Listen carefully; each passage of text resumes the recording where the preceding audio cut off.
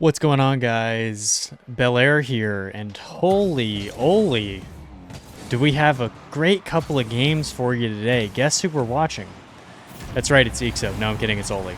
The reason that we are watching Mr. Ole Van Doorn today is because I want to spotlight what is one of the things that makes Oly a really special player. He's not one of those guys who is going to absolutely jump off the stat sheet and wow you all the time, although I will say Oly is probably higher up in some of the categories like scoring and assisting than you might anticipate he would be. But I think Oly isn't really considered in that upper echelon of players in Europe or even strikers, because on a lot of the rosters he's been a part of, he's been alongside elite striking talent, which has kind of diminished the opinion on him around the wider RLCS. You know, he was on Moist with Joyo, he was alongside Jorias and Archie as part of those Oxygen rosters, even on G1 with players like AtomiK. Not really somebody who has always been a primary scoring option.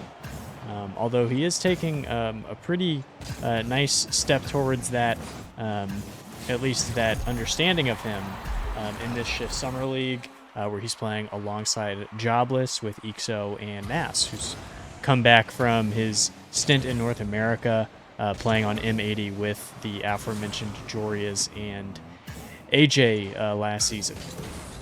And to be honest, a quick aside on Nass, do you guys know what's happening with him? Have I missed some news? I think it's still kind of not decided, or at least publicly decided, what his next step is going to be.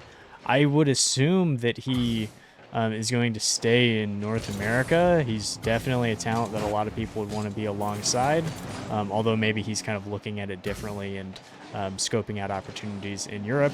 It's kind of like Stizzy, who just came over to join Dignitas, so unless that was just the quickest rental of a player ever, just like a extended vacation for him, I would assume Stizzy, who is playing with Spartaco in this European Summer League, Shift Summer League, would be going back to North America as well. But quick aside off, this right here is a great place to start why I chose the two games we're going to look at today. So in this first game, Oly does not have a good performance. We see here this kind of limp noodle challenge that ends up just dribbling right into AtomiK is going to create a goal.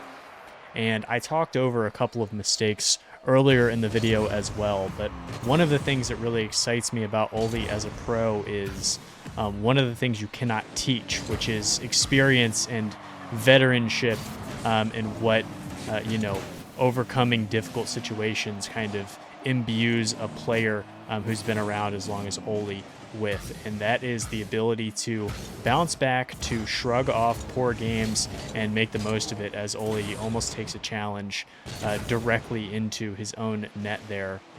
We're going to end up seeing Oly as the MVP of this game, a little bit of a spoiler, but he does not have a good performance. I'm going to try and highlight some of the things that stood out to me on a first watch, and the next game we're going to see him just absolutely turn the tables on his own performance and really make something out of the next game. So this is game 4 against Luna Galaxy.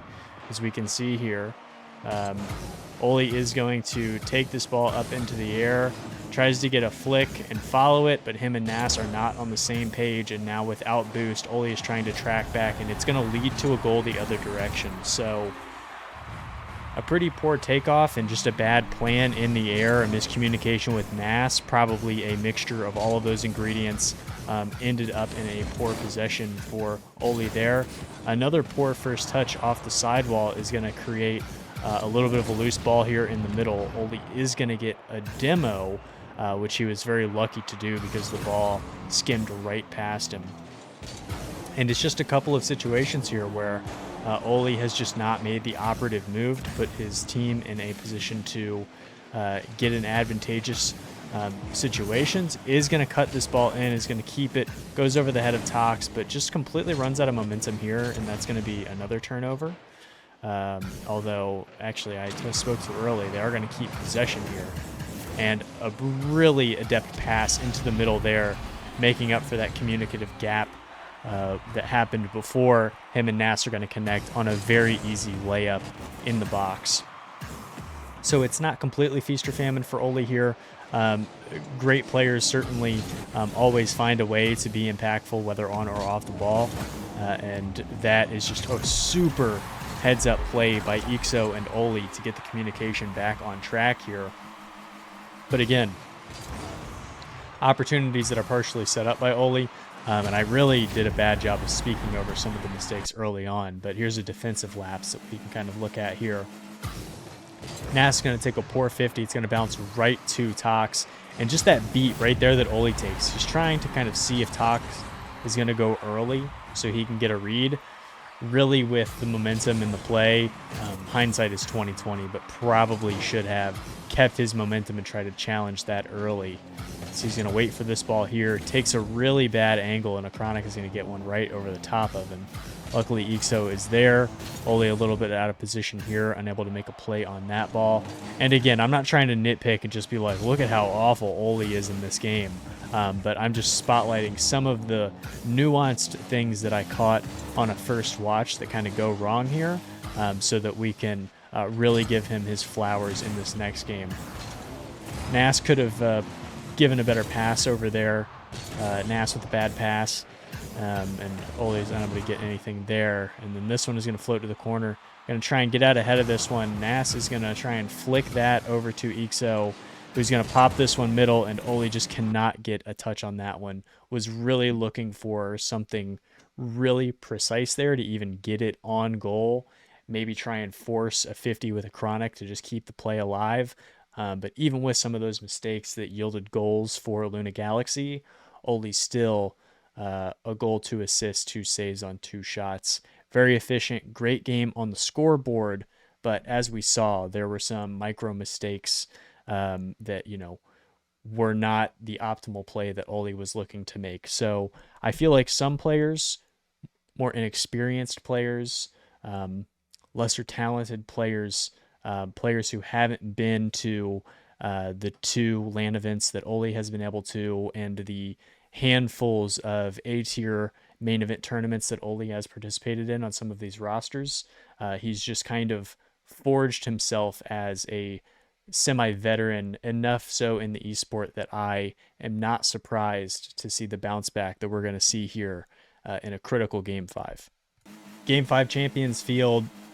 In that first game, I think about that opportunity that Tox had to score on Oaly, where Oaly kind of took a beat, maybe kind of doubt is tough to say. He could have just been trying to bait the touch from Tox, but you know, some of those just going a little bit slower than he would have wanted, not taking the best angles to some of his challenges.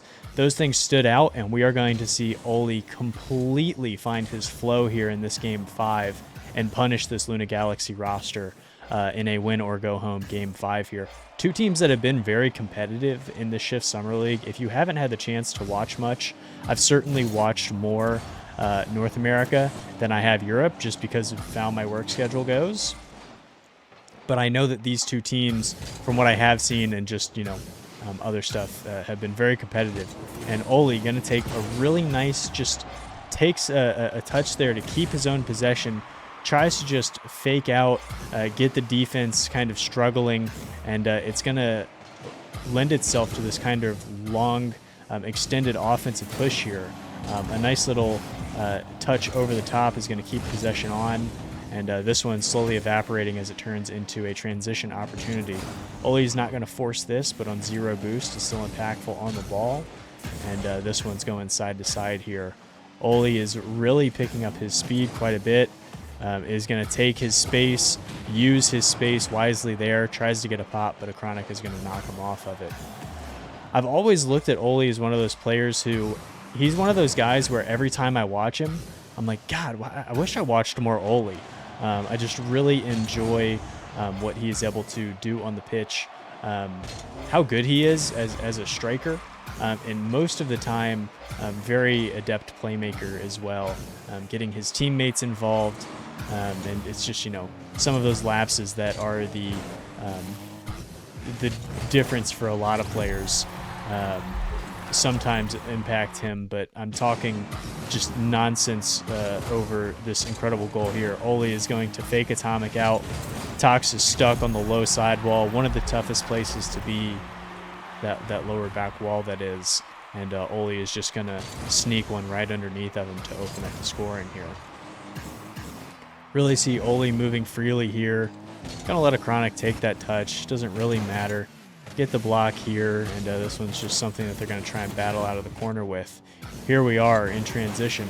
Oaly tries to pop, gets a bump, and eekso almost completes that. A nice little play there, as this is getting to be pretty end-to-end. And Oaly makes up for that little defensive blunder that he had against Tox in the last game. Let's actually look at this back. 2-on-1 in transition is just going to wait and get just a cool, calm, and collected save out there. It's going to cheat up for this mid boost, dodges that demo from Tox, and tries to get a little bit of a force on that one as it got away from eekso, but just perfect placement on the field by Luna Galaxy as AtomiK, or perhaps AcroniK, is going to put one away to tie things up. I'm really excited about these games, guys. I feel like I haven't taken a breath throughout the entirety here, but now is not the time to find that break either, as eekso is going to push this one up, and Oaly, oh my god. Imagine. Would have been so sick if he put that away. Going to float right back in here, find himself in the box. It's going to push out a little bit here, and it's interesting how Jobless kind of played defense in their own box, kind of ahead or even with the play, where you'll see a lot of teams kind of rotate the full squad back into the net, like we see from Jobless there. We see on some of these kind of slower transition attempts that they're kind of just waiting underneath the ball to try and pop it onto their own backboard. And Nass is going to find Oaly there for a really crisp routine finish to put them up 2-1. Gets up nice and early, and look at this, the little stuff. Watch, Oaly's going to cover this passing angle. He knows right now, of course, that there's a player right here, and I promise I won't do too much of this, but watch this. So he knows Tox is to his left right now, essentially behind him. AcroniK is going to be kind of in the goal, so Oaly's not going to take this straight on. He knows that AcroniK could be cutting right underneath of him for a play, and he knows that Tox is floating on this left side, so watch, he's going to cover this angle, and then once he sees that AtomiK is going to keep here, he's going to rotate his car back and then get the challenge. Just a really, really nice play from Oaly there, something that doesn't show up on the stat sheet. Almost gets a transition roller there, and is going to be a nuisance on this ball as AtomiK and company try and get out here.